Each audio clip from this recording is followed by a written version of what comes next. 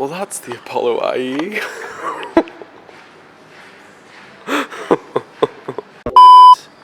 Look at that interior. Oh my goodness. I knew, well, something else was gonna be over here, but guys, this is the Apollo IE. I think this might be the only one in existence. Certainly the only one you guys can look at. Come on. I've never seen something so aggressive for the road. I saw an MSO HS yesterday. But this is just another level. See, it's been used. Goodwood. Apollo. Oh, we have to look at something else as well. Oh my goodness, guys. Look at this wing. Guys, come on. Stradman. Girth Nation on that wing.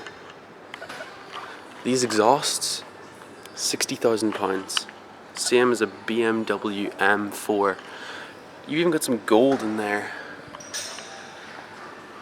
I can't stop looking at it. It's got a Ferrari V12, I believe, very similar to the F12 motor, just upped a ton, I suppose. Guys, wow, 1 minute. You can see the distinctive arrow design. All the carbon fiber there. That full, almost F1 style, fighter jet style steering wheel. All the buttons on it. Got your different modes. I mean, there's your different wiper functions. It is a practical car, has to go on the road. Those paddles too.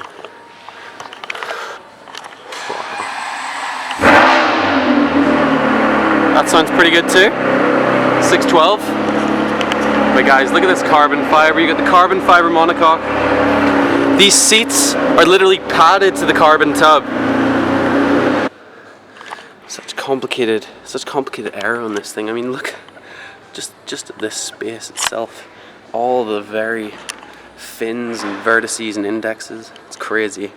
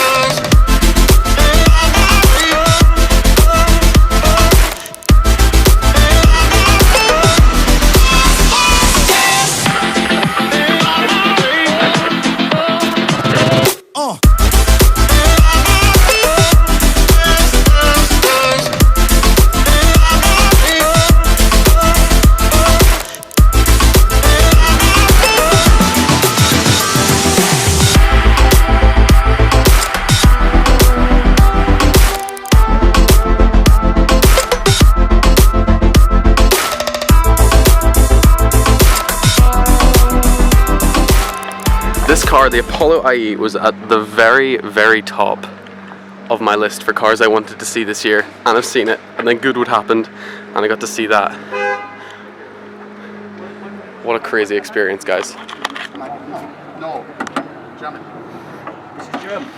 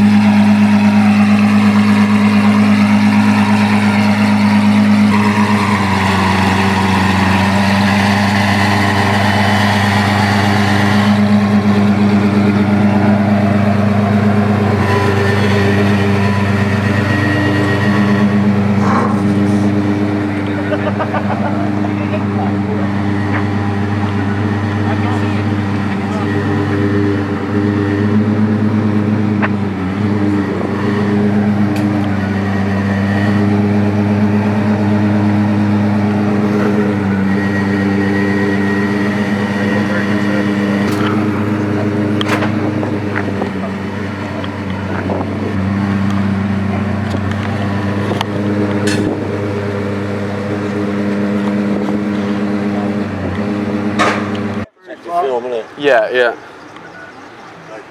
Wow, look at that purple carbon. Yeah, that's the original. Yeah, it's original, isn't it? So they just wrapped it. Yeah. So that was probably for Goodwood. Because I think they took it to Goodwood, I'm not sure.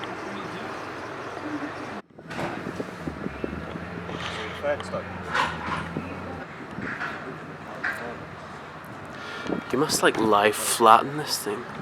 Because look, there's the bottom of the seat and it's practically the bottom of the tub. Let's see if you guys can get the view in there. When you're driving in the Apollo IE. Wow. So many different angles to this thing.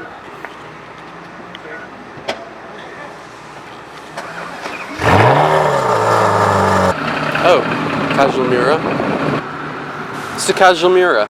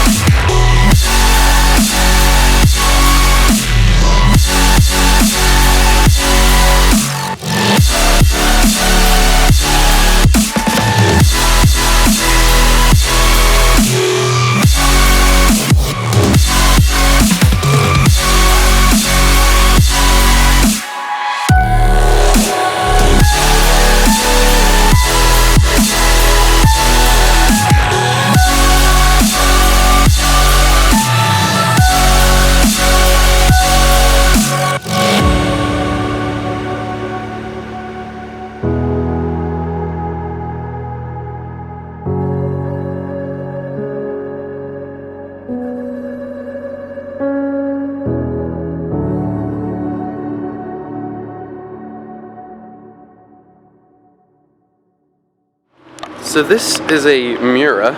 It's got some weird louver things though, but that is just effortlessly cool. Got a tan interior, gated manual of course. You've got that sideways V12 in there, and beside it, sort of the opposing Daytona. It's a stunning car. I think, is that plexiglass or something? I don't know what it is, but it's like a very special front, I believe. That is just ridiculous to see. I'm much more of a Lamborghini fanboy, but how can you not look at a Daytona? We've got some black leather in this one. We've got some sort of nice cream leather there. Now this is interesting. It may be, to my low knowledge on the car, this could be an earlier model or something, but I think this is interesting because this is an F355 Challenge, as you'll notice by the massive carbon fiber wing, lowered. But it actually has a gated manual gearbox in there. Which is interesting because the F355 was the first Ferrari to have a flappy paddle gearbox, and I believe it could have been the very first car to have a flappy paddle gearbox that was brought on the roads. So a bit of an interesting one here. Beautiful, just classic Ferrari racing livery. This is a true representation of the variety of Mercedes as a brand throughout their lifespan and in the current models. Mercedes makes everything from this old SL to a G-Wagon 4x4 squared. What a beastly looking car. I think you lose perspective of it whenever you see these sorts of cars on Instagram and stuff like that. It also looks like a Pista. I've never seen one of those before. That's really cool. Yeah, look at the scale. The tire goes up to like the top of the door essentially on this car, which is just insane in itself. The bottom of the mirrors is higher than the top of the car. It's crazy. This place is just a place of dreams. 599 GTO. Look at this. What a spec. Carbon center caps, of course. Carbon sides, which is an interesting option. One of $599, I believe. I mean, that would only be fitting. Really nice red color, definitely not Rosso Corsa.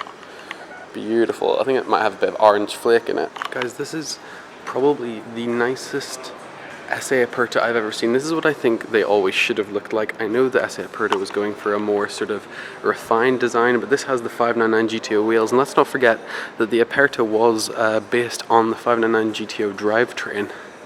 It's also got the full carbon there. It leads me to believe that this has a link to the GTO over there, because they're very similar specs. But this is one of 80 instead of one of 599. Beautiful car. Imagine hearing this V12 screaming in the hills of Italy or Monaco, somewhere like that. And this is a bit ridiculous too. Two Ferrari 275s, but this is obviously a racing spec one and it's right-hand drive. It's a wide body MC12, which means it is about as wide as a normal street block. Carbon in there. Crazy looking thing. I'm actually a massive fan of this spec. The white and blue. It's a black, white and blue theme and it continues in the interior. You've got the blue embroidery as well with the prancing horse in the headrest, and of course you've got the stripes to top it off. I think this is one of the classiest specs you could go for. I don't know about the red calipers, maybe that's just something you almost have to have without, you know, spending tons of money. I would maybe go with white or blue calipers, or maybe just black. This is the kind of place that is a massive big slap in the face, a good slap in the face to lots of people, because you just tick so much off your bucket list if you haven't really seen that many nice cars. I mean, there's an Nestle Aperta here, loads of Testarossas, Dinos, 250s, 275s. There are Enzos up there. Wow. Well, guys, from Joe Macari in London, that is me signing off.